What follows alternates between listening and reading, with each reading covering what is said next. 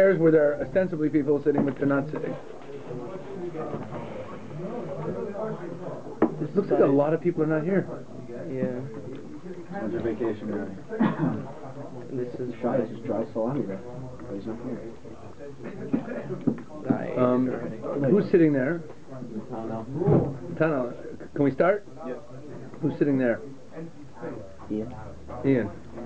Ian. Okay, good. Now we'll start. Okay. Now I'm going to make a disclaimer at the beginning of this year, and that is that I have no idea how this year is going to turn out. I've never given it before, and right, and I was on. I was doped up. A lot of this year sort of came to be not by me looking in Svarim. I did look up things here and there, and I'm going to share a lot of the sources with you.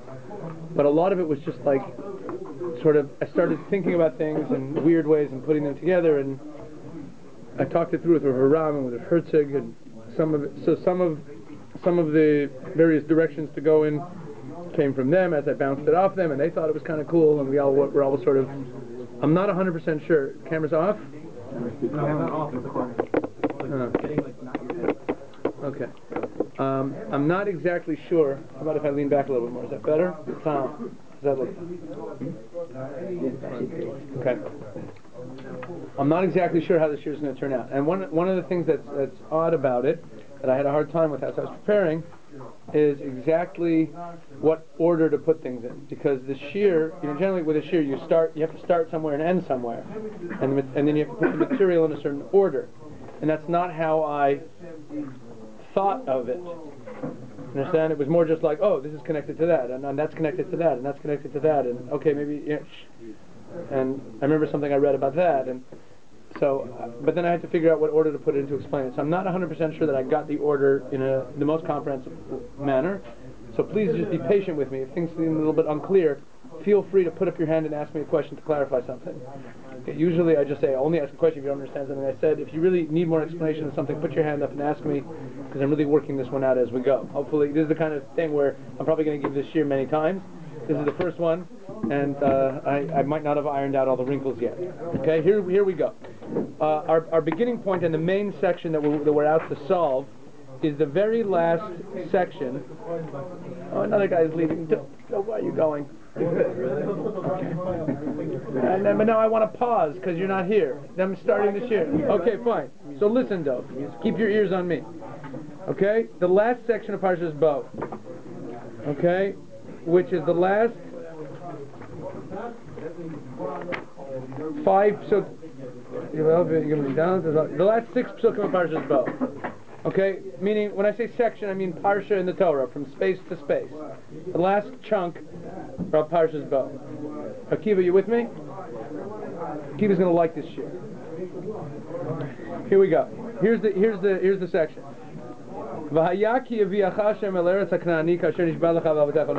When Hashem brings you to the land of the Knaani that He promised to you and your fathers to give you.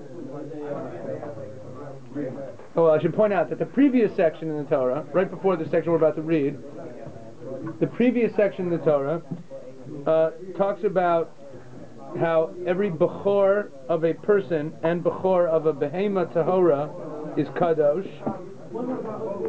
Okay?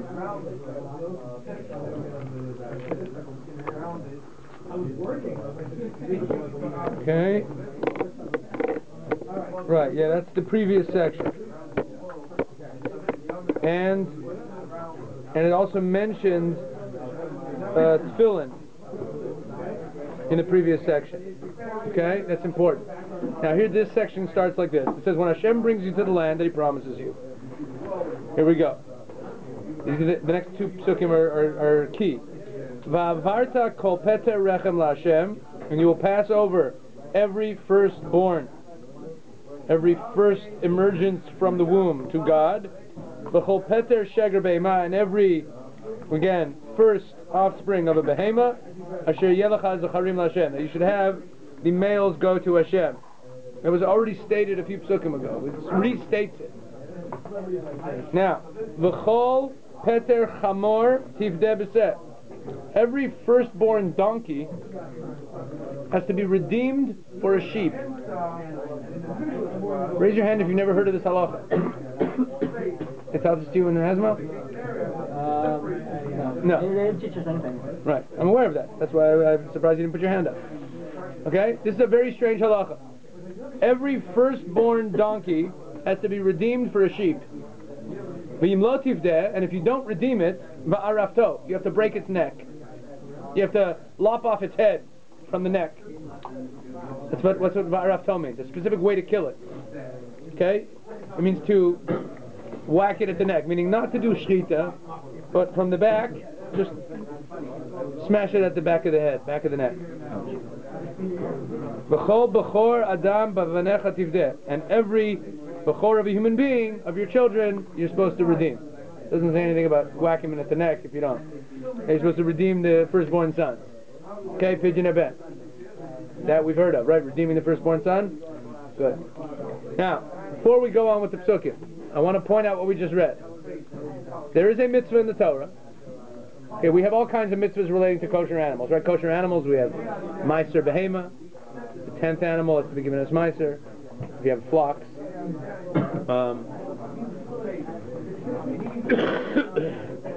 Usually a mitzvah only for the wealthy. A lot of people don't have 10, 20, 30 behemoths. Especially not born, not just to have 10 behemoths. You have to have 10 born a year to give meiser. We have all sorts of halachas with behemoths, kosher behemoths that brought us karbanos, right? We're familiar with lots of mentions of animals in this book, holy book, in the Bible. We have this one mitzvah to say, that is something we're supposed to do with a non-kosher animal. That itself is highly, highly unusual. And here's what the mitzvah is. Let me say it again. When a donkey has a firstborn, okay, when a firstborn donkey is born, a firstborn male donkey, it has to be redeemed for a sheep. Meaning, you have to give a kohen a sheep, and then you can use the donkey. You then take full ownership of the donkey. If you don't redeem it for a sheep, you have to kill it by whacking off its head. That's a pretty weird halacha. It's, to my knowledge, the only halacha that we have that involves a non-kosher animal. And whacking its head? The whole halacha. This is pretty strange. Question number 2 about this halacha, before we read the rest of the psukim here. Why is it here? Let us remind ourselves. This is before Matan Torah. There are all kinds of weird halachas in the Chumash. There's sending away the mother bird, and there's holding 4 species on sukkahs, and there's all kinds of weird things in the Torah. Baruch Hashem, Kodesh Baruch Hu gave us all kinds of mitzvahs. But most of them were given in the rest of Shmos, and Vayikra, and Bamidbar, and Dvarim, right? Especially in Dvarim. Dvarim is loaded with all kinds of wild mitzvahs. So if this mitzvah appeared somewhere in Sefer Dvarim, somewhere it had listed this funky mitzvah where you're supposed to redeem a firstborn donkey for a sheep, if it was listed somewhere there, Akiva, don't miss the questions. Pay attention. If this mitzvah was listed somewhere in a list of long, crazy mitzvahs in Dvarim, so we would have a regular question of Tamei mitzvot. What does this mitzvah mean? Right? Like we have it with many mitzvot. What's the meaning behind this mitzvah? What's the meaning behind shatnez? What's the meaning behind basar b'chalav? What's the meaning behind sending away the mother bird? So we'd have this one also. And we have that. What is this mitzvah talking about? Well, we have an added problem here. We have an added problem, which is that this is a mitzvah that is commanded before Matan Torah. Now, the mitzvot that are commanded before Matan Torah are the following. Kiddush HaChodesh, right? We know that one. That's the first one. The Korban Pesach, that's for obvious reasons, and everything attached to it, matzah and all that. Tefillin, also Zechli Tzis Mitzrayim, that's a big one. Tefillin, okay. And this, meaning at this point, there's a couple more that are going to come at the end of Beshalach, but at this point, before they've left Egypt, or upon their leaving of Egypt, this mitzvah is one of them. That when a firstborn donkey is born, you got to redeem it for a sheep. Is this weird? It's a weird mitzvah. To a Kohen? Yeah, you got to give a sheep. I own a donkey. It gives birth to a firstborn. So in order to take full ownership of this donkey and use it, I have to give a Kohen a sheep. Was Aaron named a Kohen yet? It doesn't mention Kohanim here. It just says Tivdeh. It's to be podeh. How are you supposed to do that? Check it. Don't ask questions. Okay? Wait, I thought I was allowed Okay. I don't know how you're supposed to be podeh. Forget it. We're not learning the halachas of Binyan Petach Hamor. We're just learning.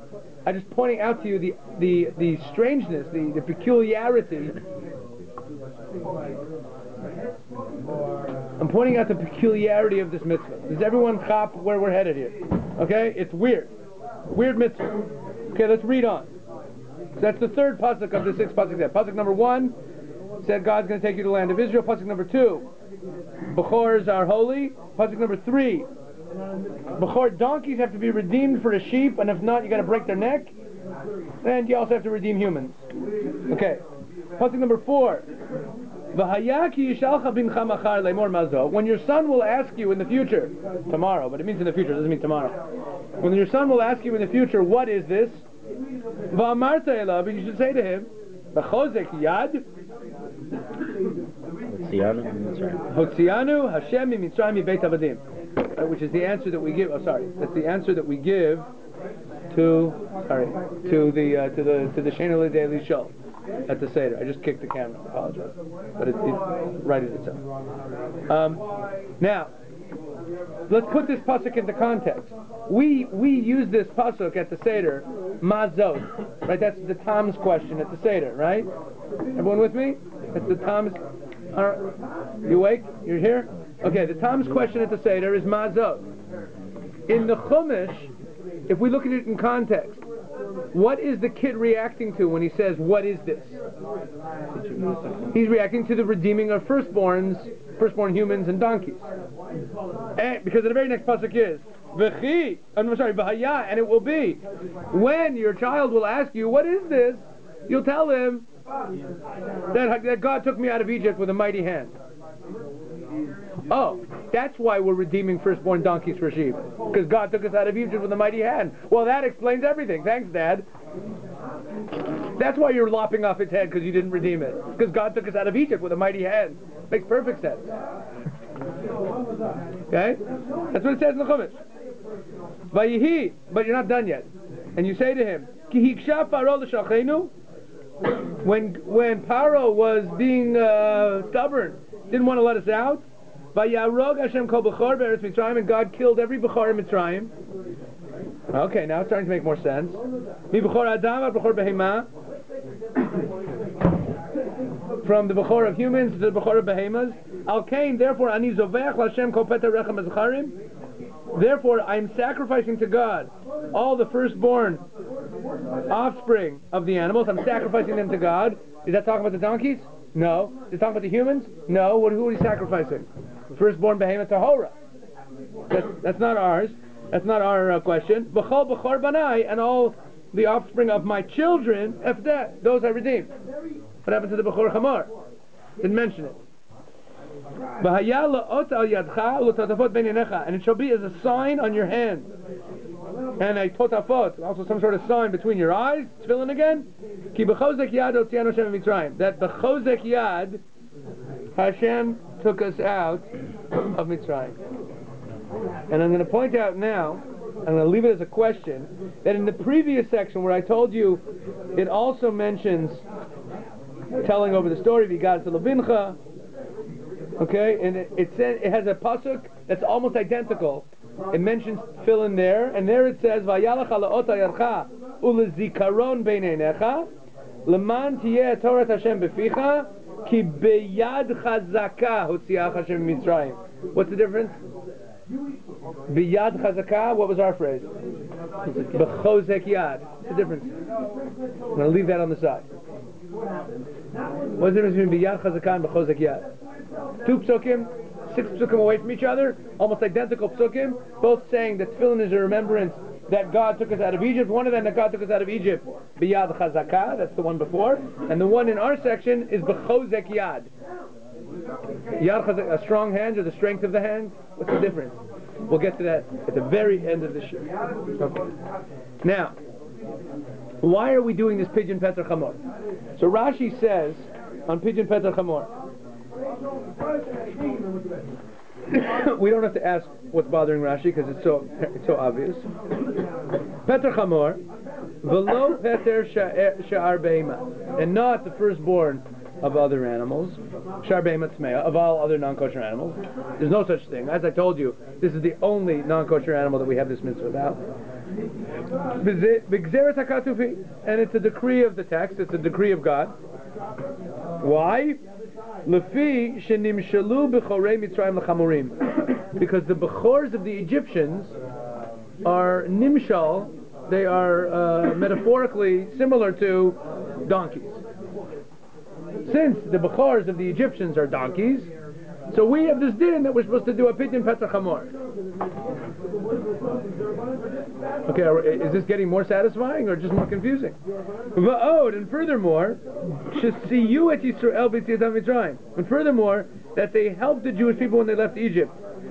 To unim mikaspam mizavam shel Mitzrayim, because they were loaded up. The donkeys were loaded up with all the silver and gold that the Jews took from Egypt. Rashi's basing himself on a Gemara in Maseches Bechoros, Daf Hey. It says that every Jew had, like, it says in exaggerated terms, it says every Jew had 90 donkeys loaded with silver and gold from Egypt as they left Egypt. So if every Jew had 90 donkeys, and there were 600,000 Jews, you know how many donkeys there were? Millions and millions of donkeys. It's like 36 million donkeys. Or, no, 54 million donkeys leaving Egypt.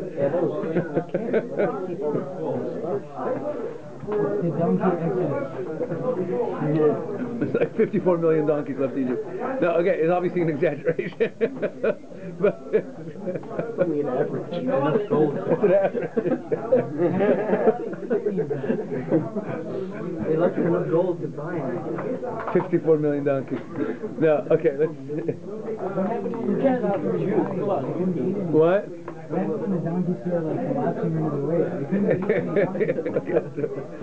the donkeys eat man? Like what they eat? donkey Alright. Okay, I don't want to get too far afield because there's a lot to do here. So that's Rashi. So Rashi tells us the reason we're doing this mitzvah, we've asked, our overriding question here is essentially, what on earth is this mitzvah about? This is a weird mitzvah. I pointed out that the placement is, okay, up to this point, we have this crazy mitzvah. The placement of the mitzvah is weird. The reason for the mitzvah is weird, because the Torah gives a reason. The Torah says, because God took us out with a mighty hand. Okay, nice. Rashi obviously felt that wasn't satisfying enough, so Rashi says, well, actually it's because the Mitzri Bechors are like donkeys, and also the donkeys helped us leave Mitzrayim. Great. I still don't understand the mitzvah. I'm supposed to give a sheep to a Kohen and take the donkey, and now I can use the donkey because it's the firstborn donkey. Okay, good. Now, in terms of the Mitzrayim being alluded to as donkeys, that's based on a pasuk in Yechezkel, which I'm going to share with you now. Yechezkel, Perek Chav Gimel, pasuk Chav, which actually says that outright. Perek Chav Gimel, pasuk Chav. Here it is. I'm going to go back a pasuk. Okay, it's talking here about adultery of this Oholiva, this woman who's akin to Egyptians. But Harbe'et Tiznuneha, she increased her adulteries. This woman, this promiscuous, immoral woman, she increased her adulteries to remember her days of youth. Asher Zantaber Mitzrayim, where she was having lots of sex and she was very promiscuous in the land of Egypt. Egypt is a place for promiscuity. I guess the equivalent today would be like Thailand or something. Or Las Vegas. Batagva al Pilag Shehem, she lusted to be a concubine. She lusted to be a concubine in Egypt. Asher Besar Chamorim Besaram, for those whose flesh is like the flesh of donkeys. Bizirmat Susim Zirmatam, and their sperm is like the sperm of horses. Meaning, she wanted to go to Egypt to fornicate with the behemoths, the Egyptians, or like donkeys. Okay, this is not for children this year. right? So the Mitzrim are alluded to as donkeys, but I want to, guys, please do not get distracted. Okay, I don't want this to crosstalk, because it's going to start getting complicated. I'll tell you how far into the shir we are. We're up to here. Okay, we got all this to do. All right, that's how many sources we've done. So please, I want to stay focused and move quickly. Also, you have Check it. I'm not going to say it again. Okay, I really want you to be quiet. Let's take stock now. The Mitzrim are nimshal to chamors. They're nimshal to chamors in a pasuk in Yechezkel. The context is that a chamor, the imagery here of a chamor, is like this sexual beast who's just involved in fornication and promiscuity. Okay, that's the imagery here. Now, one more thing about donkeys and Mitzrayim. Well, a few more things. Rabbi Cooperman, who is Shlita, he's a big Talmud Chacham, lives in Yerushalayim. He's the head of Michlala, if you guys have ever heard of that women's school. He's a very big Talmud Chacham. He's written a bunch of very important Svarim. In one of his Svarim, he did an extensive commentary on the Meshech Chachma. The Meshech Chachma, as it was published before him, was one thin volume, and his annotated edition is three. What'd you say? Is three fat volumes. Okay. Rabbi Cooperman wrote a lot on the Meshech Chachma. In a footnote in the Meshech Chachma on this week's parsha, where he was talking about Pidyon Petzach Hamor, the Meshech Chachma has nothing to say that would help us. He's dealing with some strange measures. In a footnote, Rabbi Cooperman points out something very strange, and that is that in Parshas Miketz and Vayigash, in Miketz and Vayigash, this is when the brothers come down to Egypt to get food, and Yosef is messing around with them. There are numerous mentions of donkeys in that story. Donkeys are mentioned a whole bunch of times. Okay? A whole bunch of mentions of donkeys. So for instance,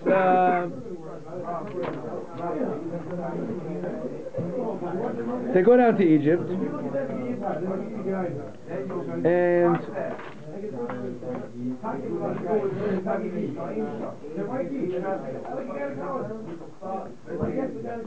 so it says that the first time they loaded up their stuff and they went and they stopped at the inn and they opened up their sacks and they found their money returned. But it says, why did they open their sacks? To give food to the donkeys. Okay, and that doesn't seem strange. And then they go home and they eat, and then they run out of food, and then Yaakov eventually agrees to send them back. And when they go back, Shimshon, I don't know what you're doing, but stop. Okay? If you can't concentrate, just get out of here. Okay, because you're distracting me. Okay, so listen to this. Yosef starts messing around with them. They say to each other, this must be because of what we did to Yosef years ago. Remember, they don't think Yosef understands them. And they're talking to each other saying, wow, this Egyptian minister is messing around with us. This must be our punishment for what we did. Okay?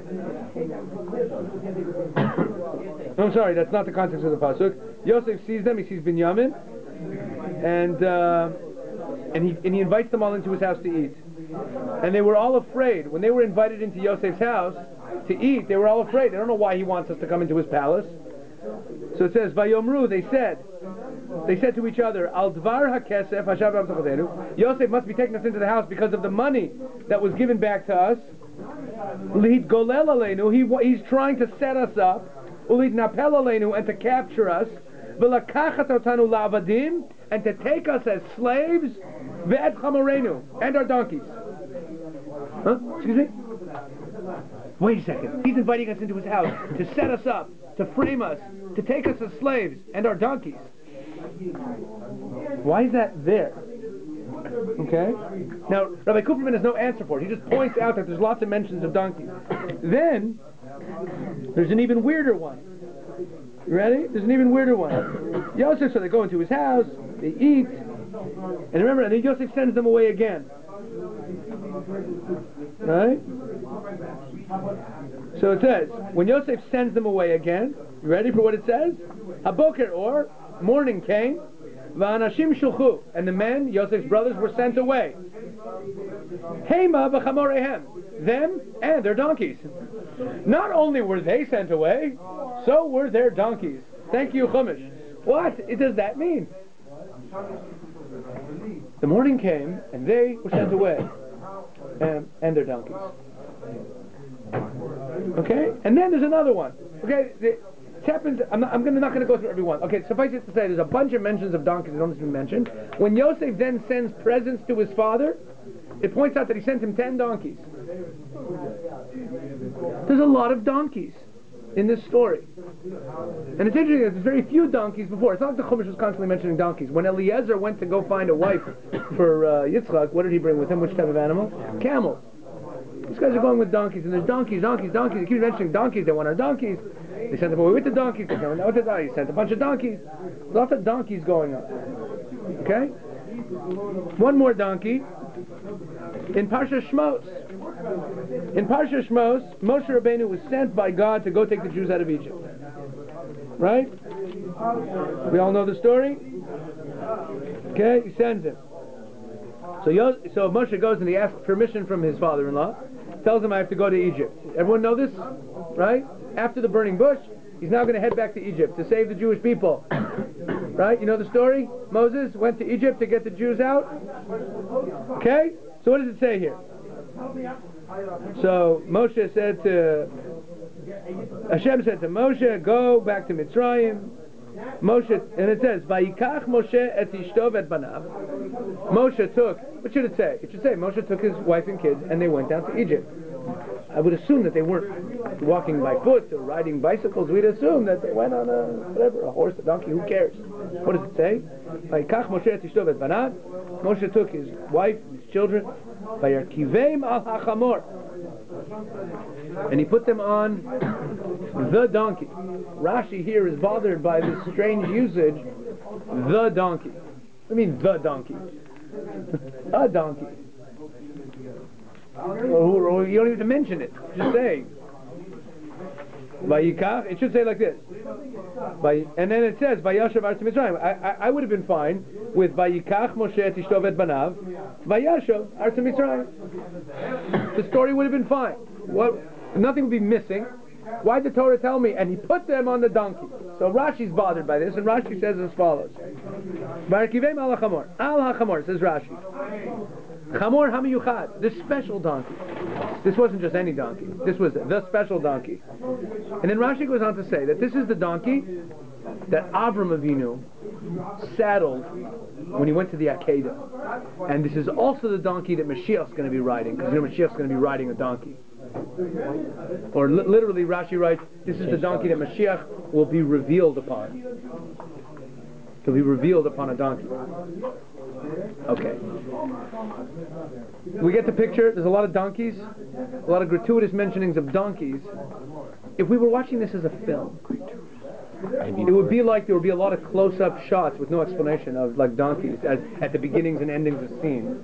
Or you know what I mean? You know, like you see these things in movies, it's like, you know, it's like, why do they keep showing us donkeys? Okay, like there's donkeys. The Torah keeps showing us donkeys and mentioning donkeys. They're all over the place. Okay. Now we mentioned the donkey that Avram Avinu saddled. That we said that this is the same donkey. What does that mean exactly? Well, let me explain what that means. Now we're going to start to get into the deeper aspects of this. Meaning questions are going to start to be answered a little bit. In Pirkei Rebbe Elazar, I've shared this message with you before in the context of a different shir earlier in the year. There's a story in the Pirkei Rebbe Elazar that while they're walking to the Akedah, you might remember this from a different shir. I told you the story once. In the Og story, I told you this exactly. I told you the story in the Og shir that Avram and Yitzchak and Yishmael and Esav are going to the Akedah. I'm sorry, Yishmael and Eliezer. Sorry, Eliezer Og. Okay, Avram and Yitzchak, and the two attendants are Yishmael who had come home, and Eliezer / Og are going. And while they're going, you guys remember the story? Eliezer and Yishmael are arguing over who's going to inherit fortune, who's going to cash in, who's going to inherit Avram's fortune now that Yitzchak's going to be killed. And then right after that in the Pirkei Rebbe Elazar, right after that conversation, it says that Avraham Avinu sees a fire going from heaven to earth, from earth to heaven, whatever it is, and he says, Yitzchak, do you see anything? He says, yeah, I see a fire going from heaven to earth. But before that, he asked Yishmael and Eliezer, do you see anything? They go, no, we don't see anything. And he says, just like the donkey doesn't see anything, you don't see anything, sit here with the donkey. Shvu lachem po, and then it quotes the pasuk, Shvu lachem po im hachamor, you stay here with the donkey, like you're like the donkey, right? You stay with the donkey, and me and the boy are going to go up onto the mountain to greet God, to have this encounter with Hashem. So now what does this mean? And vayachavosh et chamaro, Avram Avinu saddled his donkey. So clearly, from this story, the donkey symbolizes physicality, materialism. That's what we said in the Og Shir. The donkey symbolizes materialism. The donkey's name, Chamor, Chomer, means materialism. That's what Chamor means. Okay? Symbolizes the material side. We saw earlier from Pesach in Yecheskel that the donkey symbolizes also physicality, right? With the sexual reference in Yecheskel about Besar Chamorim Besaram. They're like donkeys. And it's consistent that the donkey symbolizes this intense physicality. Okay? And the material world, the physical. Now, it also is a good fit that Yishmael is the one who is having this conversation with Eliezer, because Yishmael, Chazal in numerous places say that, you know, that Chazal mentioned many times that different animals are symbolic of different nations. Have you ever heard this? That different animals are what? Pigs are associated with Rome, exactly. So the donkey is associated with two different nations at different times in Chazal. One is, of course, Mitzrayim, based on the pasuk in Yecheskel, which is an explicit pasuk in Yecheskel. It's not a Chazal, it's a pasuk saying that Mitzrayim are like donkeys. And Yishmael. Yishmael is often referred to as a donkey. That's also based on a pasuk. What pasuk? When the Malach comes to Hagar to tell her about Yishmael, she says, "V'hu yeh pere Adam." What's a pere? You know what the word means? It means a pere means a wild donkey. A pere is a thing. It's not an adjective. It doesn't mean wild. People who translate pere Adam as a wild man is an incorrect translation. Okay? It means a wild donkey of a man. A wild donkey man. A pere is a noun. It means a wild donkey. What? So it's interesting that Chazal often associate a chamor with Yishmael. It also, by the way, it's not really two nations. Yishmael and Mitzrayim are not really two different nations. Why? Genealogy. Yishmael's mother, Yishmael's parents were Avram and Hagar. He doesn't get his donkeyness from Avram, that we know. So he gets it from Hagar. Hagar was Egyptian. Hagar was an Egyptian princess. Okay? So it actually fits okay that Yishmael and Mitzrayim have the same imaging of the donkey. Also Yishmael's main averas, you know, like Esav is known for his bloodthirstiness, right, and he's wanting to lord over other people. That's not Yishmael's problem. Yishmael's problem is that Sarah sees Yishmael mitzachek. Mitzachek means he was involved in sexuality. He's sexually immoral and unbounded. Think about the Arabs and the religion they created. What's their picture of paradise? 70 virgins. Like, what kind of disgusting people are these? This is in their idea, the religious ideal that everyone's shooting for. Like we talk about, like Yedias Hashem, you get close to Kadosh Baruch Hu. So for them, the picture of the religious ideal, spiritual that you get, is just like an intense, sexual orgy. Like that's it. That's what it amounts to, and to them, that's like the highest thing. What about the women? It's a very this is something that goes back to their granddaddy Yishmael. That this is Yishmael's thing, right? And it's Besar Chamorim Besaram, as you see in Yecheskel. That's a sexual imagery as well. Okay. One last mention of chamors, and then we're going to talk about dogs a little bit, and then we'll start really, really wrapping things up with a couple of Zohars, and then this year will end. But we're still only about halfway down. We're up to there now. Okay? We're getting there. Moving through it. There's a story in the Yalkut Shimoni. In last week's parsha and in this week's parsha, it mentions that Paro It says Kaved le Paro. Everyone familiar with that phrase? Kaved le Paro. Paro's heart was hardened, right?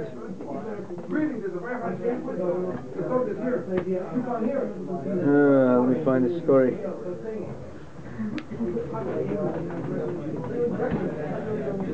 Please, you just don't shake it, okay?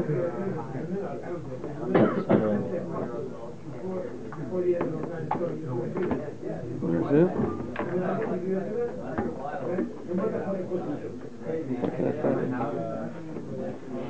I'm sorry. There's a wild story in here. What is it? No? That's my problem.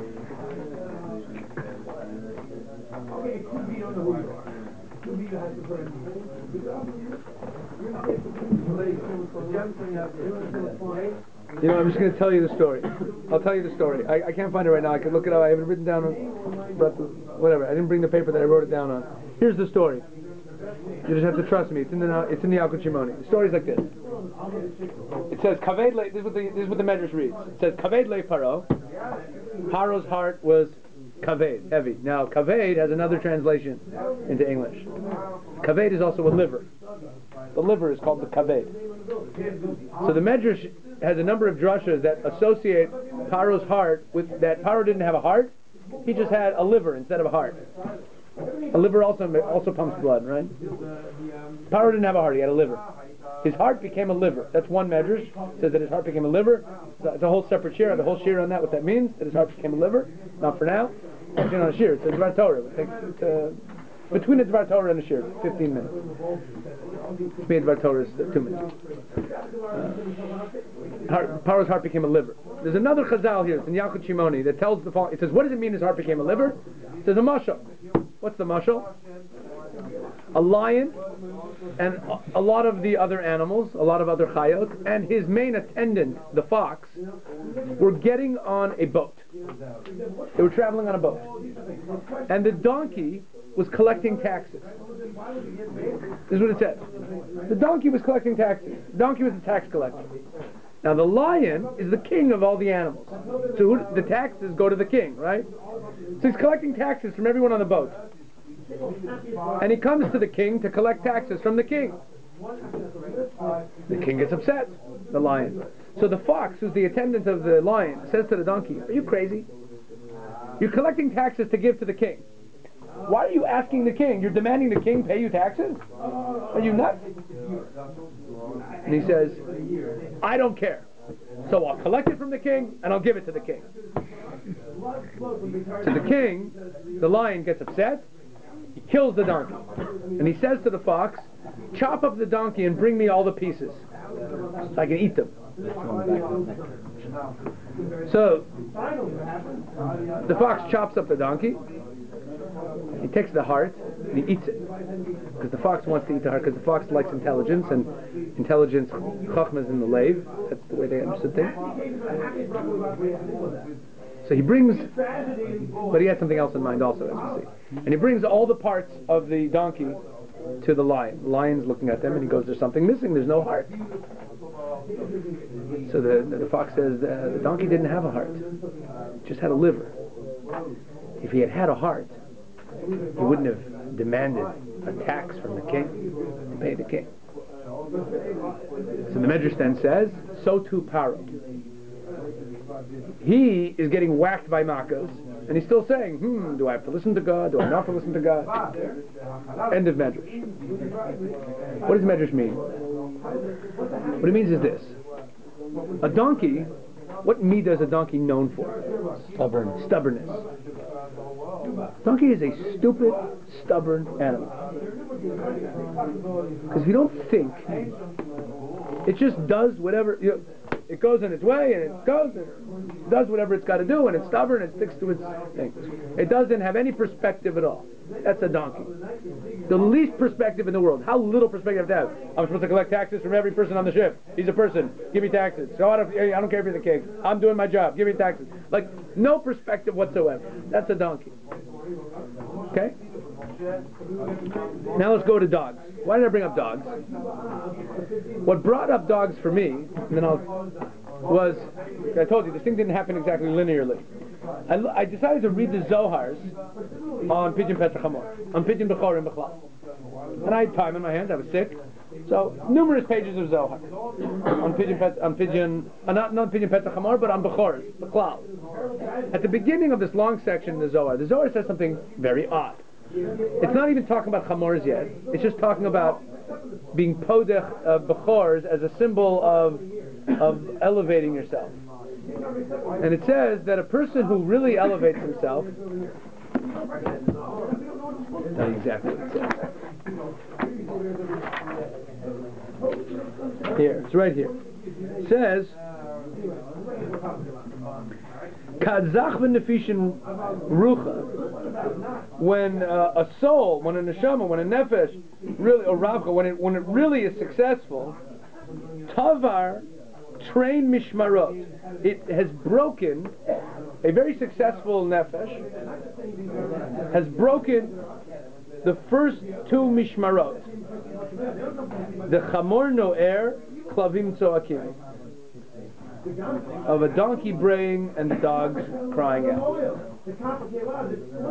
Anyone know what it's talking about? You should, from Maseches Brachos. Yeah, at the beginning of Maseches Brachos, on Daf Gimel, it says that the night is divided into 3 or 4 sections. Ring a bell? Way back? And it says on Daf Gimel in Brachos that there's a sign in nature for each of the sections of the night. The first section of the night, a donkey brays, chamor no'er. The second section of the night, dogs scream. That's the language. It doesn't say barks, it says scream. Dogs cry out. Third section of the night, a baby nurses from its mother, and a woman converses with her husband. The 3 sections of the night. The third section has 2 symbols. Okay. So the Zohar here says that if a person conquers, like he rises up, he grows spiritually, he's very successful spiritually, he conquers those 2 mishmarot. He breaks them. Literally is what it says. So I started thinking, wait a second. That's a place where you have dogs and donkeys mentioned together. And funny, in our parsha that mentions Pidyon Pesach Hamor, there's a mention of dogs. What does it say about dogs in our parsha? It says that night, no dog would stick out its tongue. Interesting. The night of Yetzias Mitzrayim, the night of Makas Bechoros, there's a pasuk in the Chumash that says, "V'lo yecharat kelev lishono," and no dog would stick out its tongue. That's a strange thing.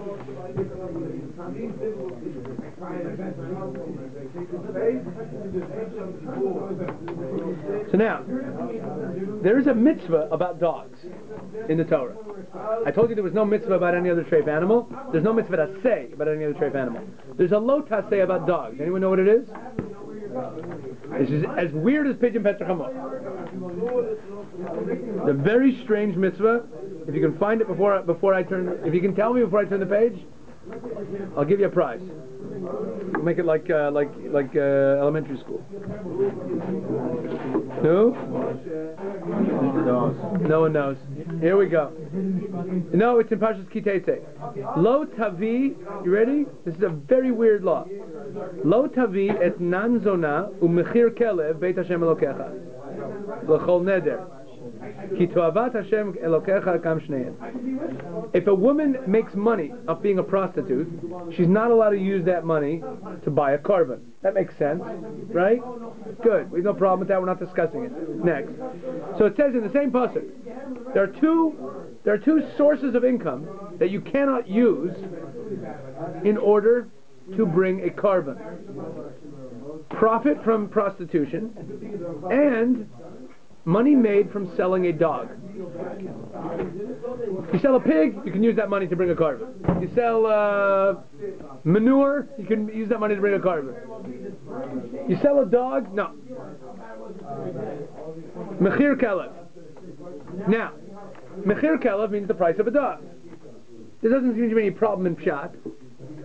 There's a Rashi on the words mechir kelev. Before I read the Rashi, I want to remind you. The pasuk by Pitim Peter Chamor said, "V'chol Peter Chamor tifde b'seh." Supposed to redeem it for what animal? A sheep. Listen to the Rashi on Mechir Kelev.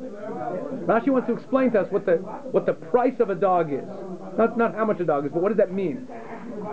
Rashi says, Mechir Kelev, Hechalif se bekelev. If a guy exchanged a sheep for a dog, he can't bring it as a carbon. Now, this Rashi, in the Chumashim that have notes about what Rashi is based on, say that it's based on a Mishnah in Maseches Tzmura. That's where these halachas are discussed. And the Mishnah in Maseches Tzmura does not say that. It doesn't say seh. It says tleh. It's a different word for a similar species, kosher animal. Rashi changed it to seh. So we have an amazing thing here. Wait a second. Let's start lining things up. What am I supposed to do with a firstborn donkey? I'm supposed to trade it in for... Not even trade it in. I'm supposed to pay off the coin. I'm supposed to essentially redeem it for a sheep. If I take a dog and trade it for a sheep, I can't bring that sheep as a carbon. And that's exactly what I'm supposed to do with my chamor. Trade it for a sheep. A sheep exchanged for a dog cannot be brought as a carbon, but you're supposed to exchange a firstborn donkey for a carbon. And dogs, for some reason, make an appearance by Yitzias Mitzrayim. That we're told the night of the big night of Makas Bachoros, the first carbon Pesach, right? It mentions Davka that no dog stuck out its tongue. I mean, apparently important piece of information. And so I have donkeys and dogs both being mentioned by Yitzias Mitzrayim, and I have donkeys and dogs both being mentioned in Maseches Brachos when it's giving me the two signs in the animal kingdom for the first two sections of the night. Donkeys braying and dogs barking. And the Zohar is telling me that if a person perfects himself, he's broken those two mishmarot. So I'll explain the rest outside because the shir is getting long.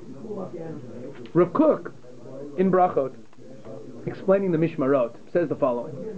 Remember, it said, I'll remind you of the Gemara in Brachot. It says on each mishmara, on each section of the night, HaKadosh Baruch Hu roars like a lion. Do you remember that? God roars like a lion and says, "Woe unto me, for I've destroyed the Beis Hamikdash," etc., etc.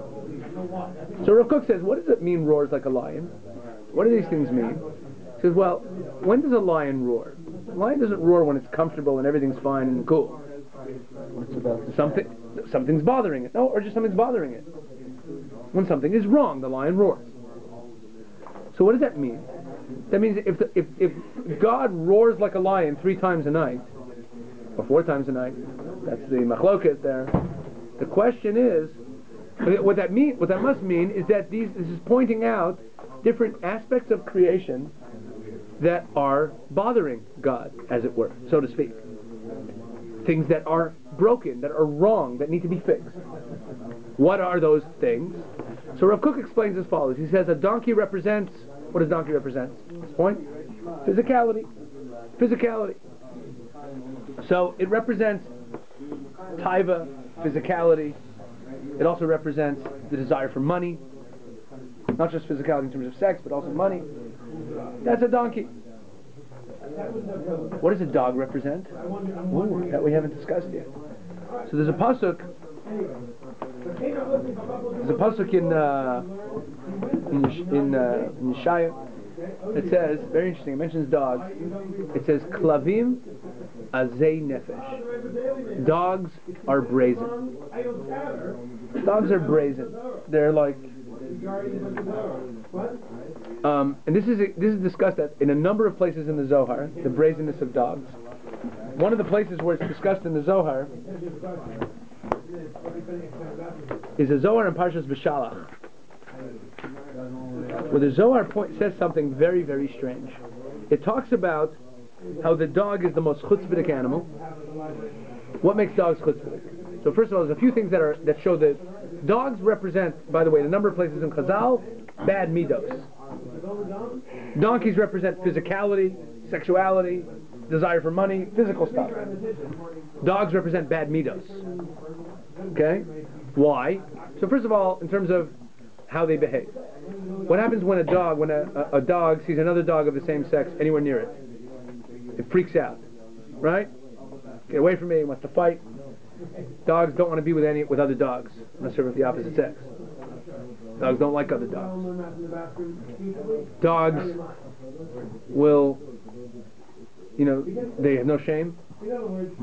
Bark and scream. Dogs will urinate anywhere, defecate anywhere. Do they cover it up? No. Cats do. If a cat goes to the bathroom, it covers it up. Dogs don't. Dogs will have sexual relations anywhere, in front of anybody. They don't care. Dogs are brazen. They're chutzpahdik. Dogs have their tongue out. The international symbol for Michael Jordan. for I don't respect you is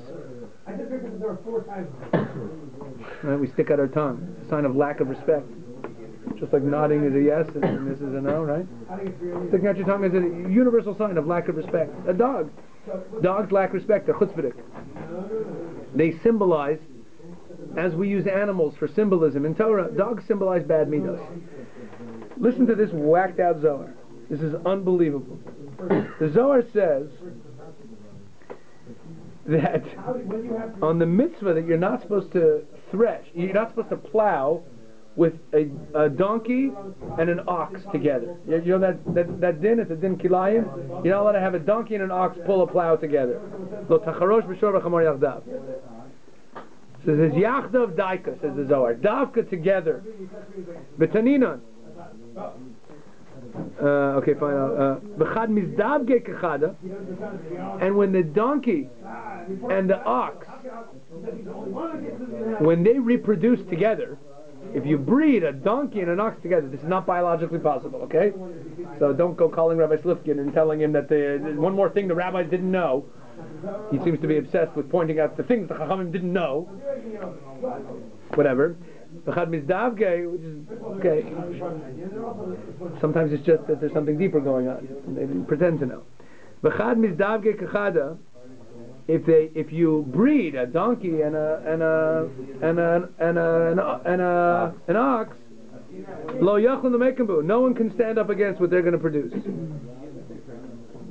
Mitkifuta dilahon, from their strength together, kelev, you get a dog. If you breed a donkey and an ox, the offspring is a dog. V'do chatzifa mikulu, and it's the most chutzpahdik thing. What's he talking about? Let me explain what he's talking about.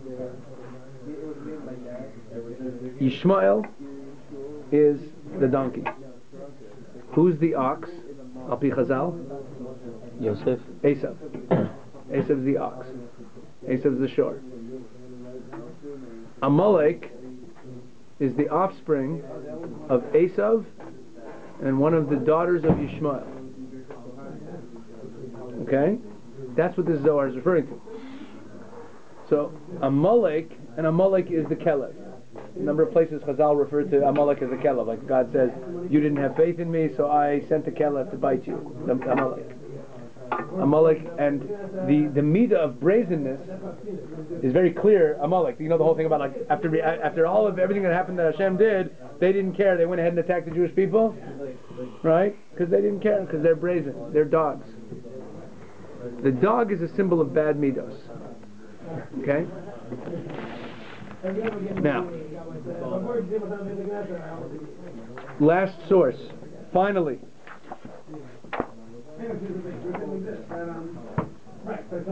Oh, before I say that, we should say, what's a seh? What's a sheep? Sheep are also mentioned in this week's parsha before the Petra Chamor. You got to be not paying attention to anything. You got to be not paying attention to anything to not notice that at the end of the parsha of Yetzias Mitzrayim it mentions redeeming a donkey for the very same animal that the whole parsha is about. They each had to take a seh and shecht it. I'll tell you more about a seh. When Yitzchak is being taken up to the Akedah, when he asks his father, after they leave the donkey behind and they're going up, You have the wood. he says, Hinei ha'esh v'etzim, here's the wood, here's the fire. He doesn't say where's the animal. What does he say? Ayeh haseh. Why did he assume it should be a seh? Why didn't he say ayeh hashor? That's also a kosher animal. Ayeh ha'ez. Why did he say that? Why ayeh haseh leolah? Because a seh is the quintessential carbon. The paradigm, the prototype of carbon is a seh. That's what we bring every day in the carbon tummy. Two of them. It's the carbon, a seh. Klal Yisrael, I've been bringing psukim from Nevi'im, right? Pointing out the klavim azei nefesh, and Mitzrayim is chamorim. There's a pasuk that says seh pezura Yisrael in Yirmiyah. I'm sorry, also in Yeshaya. I'm sorry, in Yirmiyah Nun. Seh pezura Yisrael. Klal Yisrael is a sheep. We're the seh. Mitzrayim's the chamor. Amalek is the kelev. Now what's going on? So here's the Zohar on Kol Peter Chamor Tifdeh B'Seh. This is the Zohar, I'm saving it for last. This is the Zohar on the din of Pidyon Peter Chamor. Says the Zohar. And this is a very easy Zohar. This is a very accessible piece of Zohar. Much more so than most pieces. Pekudada, this mitzvah, Lifdot Peter Chamor, to redeem a Peter Chamor, V'la'arof Peter Chamor, or to break its neck, Im lo yipadeh, if he does not redeem it, Im lo yivdaleh, if he doesn't redeem it. That's the din. V'razada, what does raza mean? Anyone know? It means the secret. The secret of this, meaning the sod, the secret of this mitzvah is Yetzer Hara. That the Yetzer Hara Yachol la'achzara b'tiyuvta. The Yetzer Hara is able to do tshuva. What does the Chamor represent? Taiva, for money, for sex. That's the Yetzer Hara.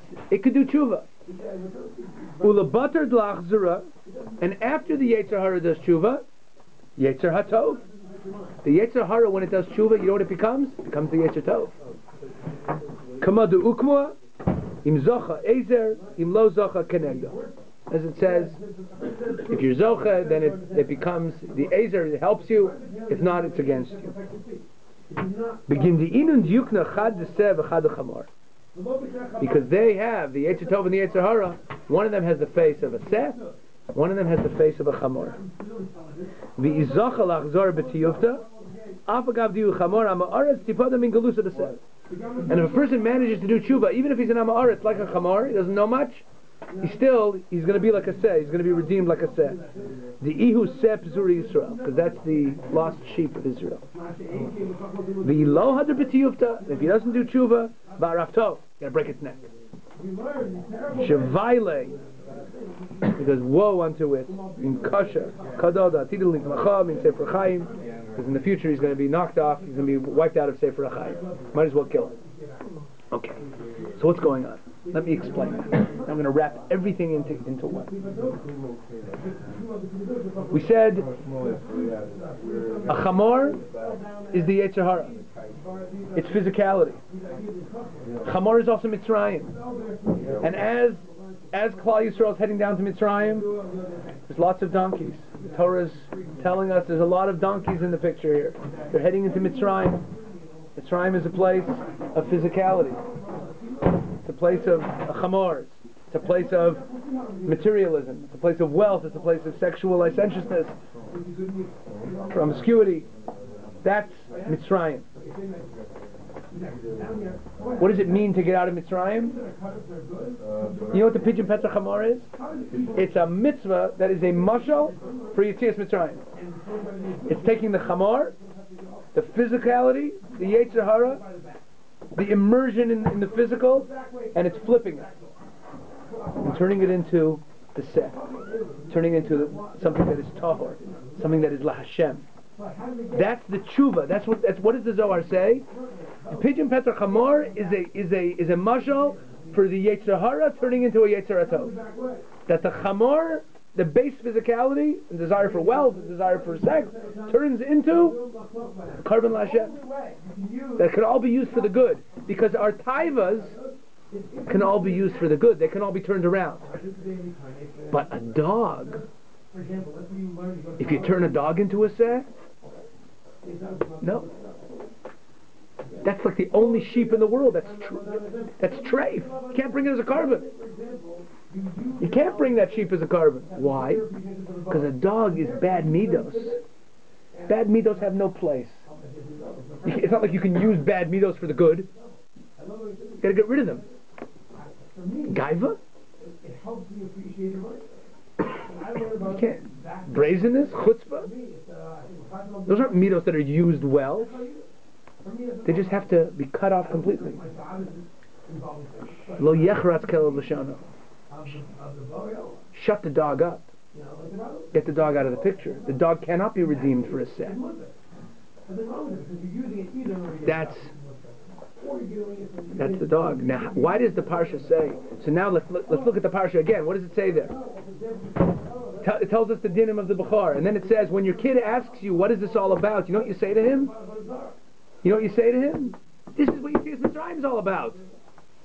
Yetzias Mitzrayim isn't about history and the Egyptian nation, the Jewish nation. It's about each and every one of us. And we have a Mitzrayim.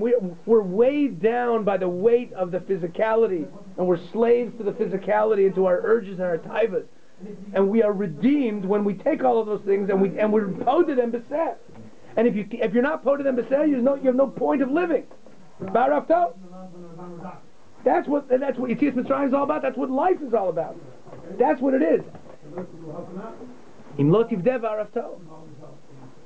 If you're not going to be poded, there's no point living. You poded besed. That's when your kid asks you, you tell him, because that's Yetzias Mitzrayim. But interestingly enough, in the pasuk about tefillin is mentioned in the previous section and in this section. And my father pointed out to me. I mentioned this at the beginning of this year. I said I was going to answer it right at the end. This is the very end of this year now. In the previous parsha, it says, Biyad chazaka Hashem took us out of Mitzrayim. In this one, it says, B'chozek yad. So my father told me today, an amazing netziv. The netziv says, what's the difference between Yad chazaka and Chozek yad? And my father told this to me not in context of this year. He didn't know what I was doing. He just said, I got to tell you this netziv. Listen to this netziv. And the netziv says, what's the difference between Yad chazaka? He says, Yad chazaka is what Hashem does. That he hits the Mitzrayim with makos and he pulls us out of Mitzrayim, splits the sea, right? Yad chazakah, that's Hashem acting. Chozek yad doesn't mean a strong hand. It means a strengthening of the hand. That's when Hashem gives us strength. He empowers us with strength. That's chozek yad.